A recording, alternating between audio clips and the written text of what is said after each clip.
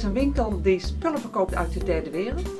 En die staat voor eerlijke handel. Eerlijke handel wil zeggen dat de producent een goed leefbaar loon krijgt voor zijn producten.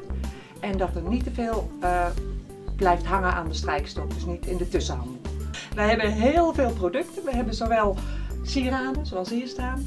We hebben handvaardigheidsproducten. We hebben eten. We hebben koffie, thee, koekjes, rijst, couscous, wijn, sappen, nou, van allerlei snoepjes en heel veel handvaardigheidsproducten. De winstmarge is klein van onze producten.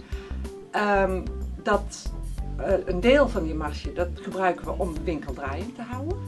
En een ander deel, als we dus over hebben, als we echt winst hebben, dat gaat naar een project wat te maken heeft met de eerlijke handel.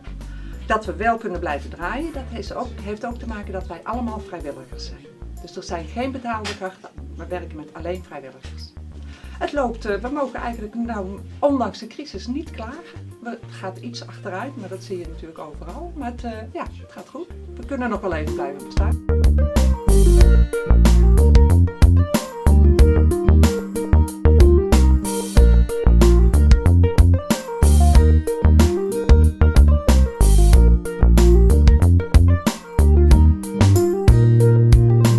En wat vindt u van het principe van de Wereldwinkel? Nou, ik sta erachter, anders zou ik er niet komen. En ik kom hier al zo'n 20 jaar, denk ik.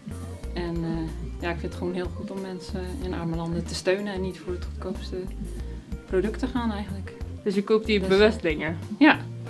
Ja, regelmatig, 1 keer in de maand. Dan koop ik wat levensmiddelen en dan wat kaarten en heel een keertje iets extra's. Dus ja.